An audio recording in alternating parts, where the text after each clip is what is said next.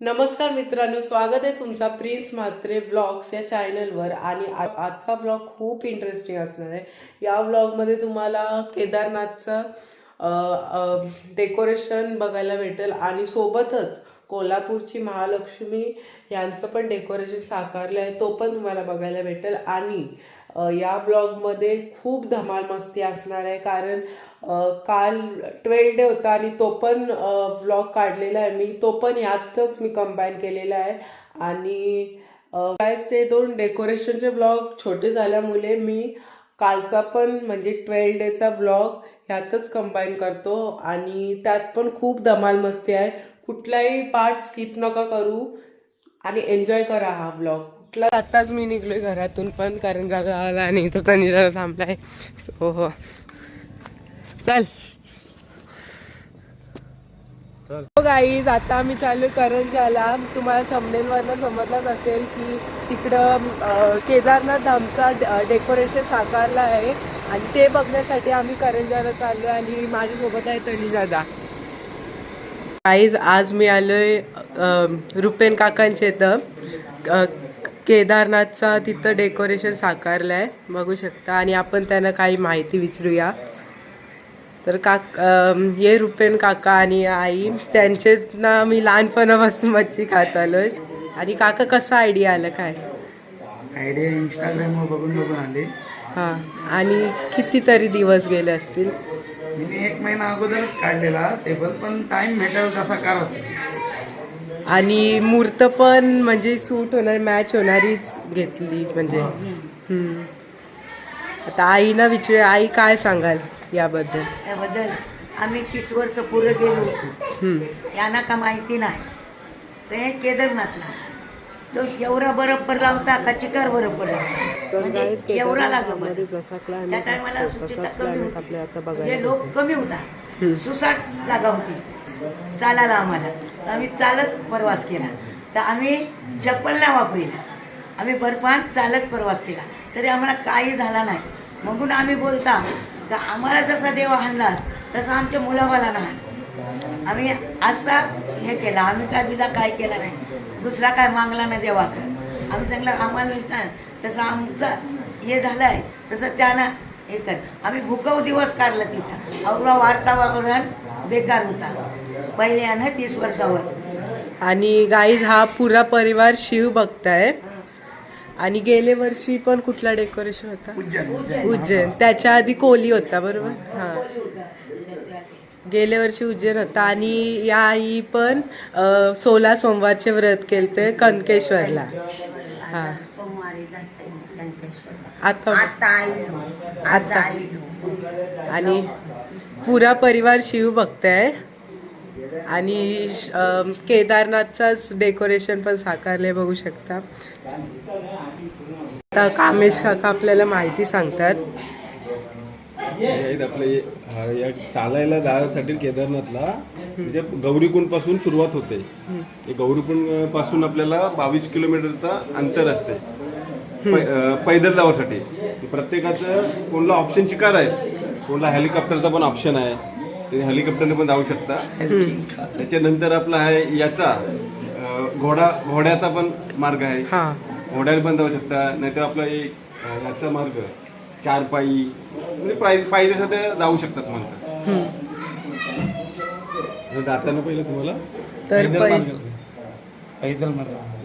तर हा पैदल मार्ग आहे.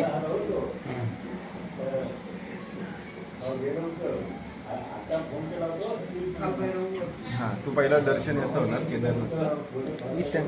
हा, त्याच्यानंतर कालभैरवचं दर्शन तो आहे 2 किलोमीटर त्याच्या. आणि हा काल भैरव याच्यापेक्षा लांब आहे, बरोबर? 2 किलोमीटर वरती. 2 किलोमीटर देव घे, पूर्ण देव घ्या.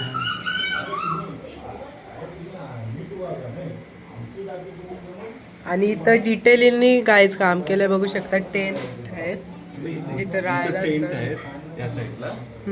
इथं इथं टेंट आहेत आणि हे हॉटेल्स आहेत हॉटेल्स. आजूबाजूला राहण्यासाठी.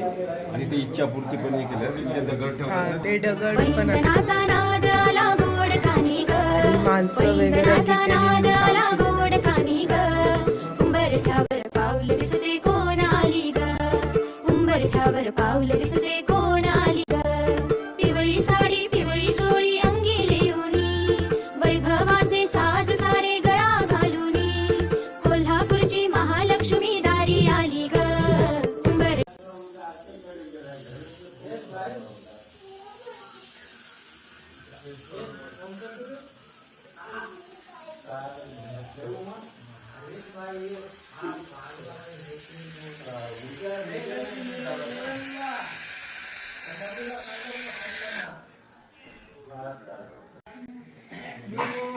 देवलावाचा बरं पूर्ण जवळ शिगे देवानाचा घेऊ ना.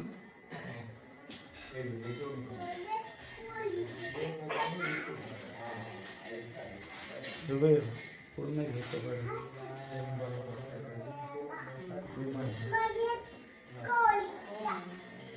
विमान नसतो लागला तर परत नाही जाऊ.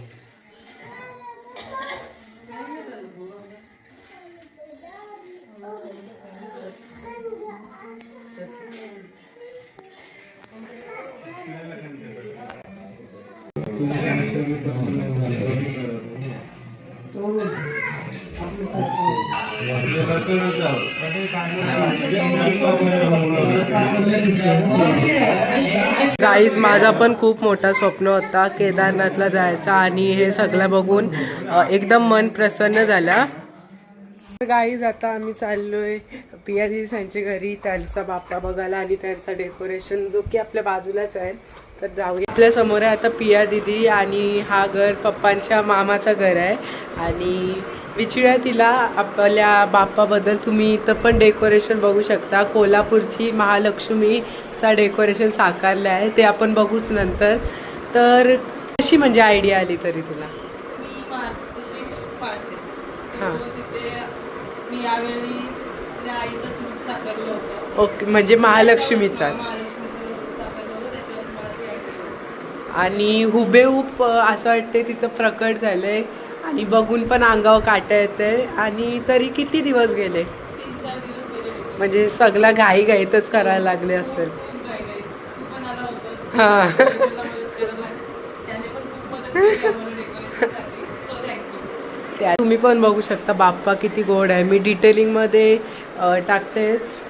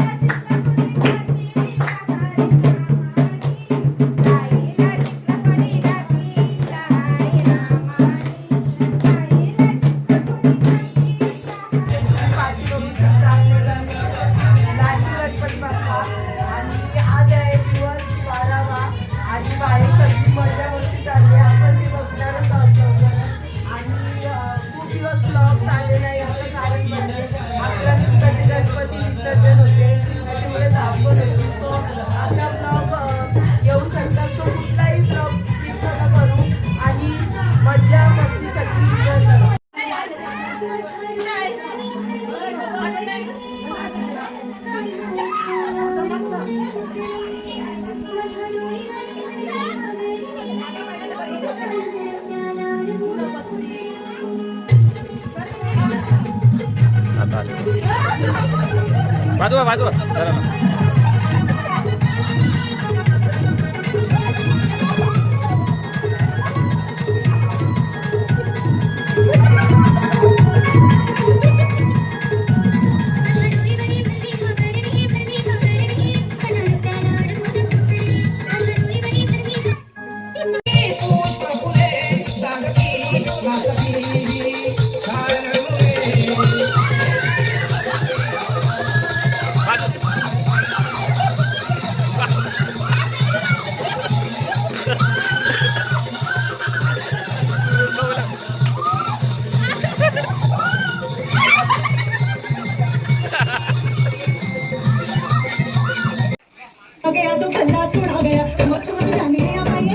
बाजू हा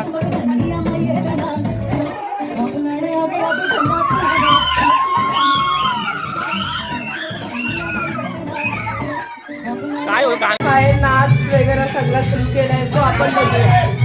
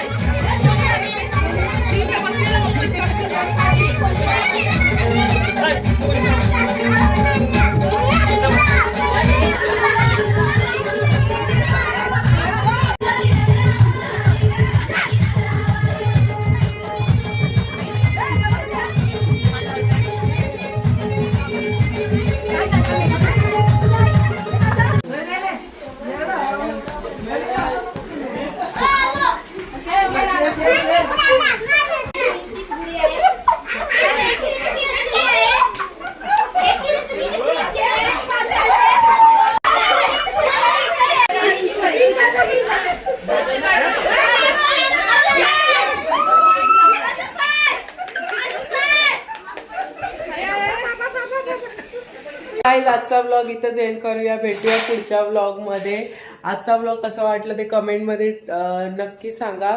तर या व्लॉगला लाईक करा, शेअर करा आणि सबस्क्राईब करायला विसरू नका. भेटूया पुढच्या व्लॉगमध्ये. तोपर्यंत बाय.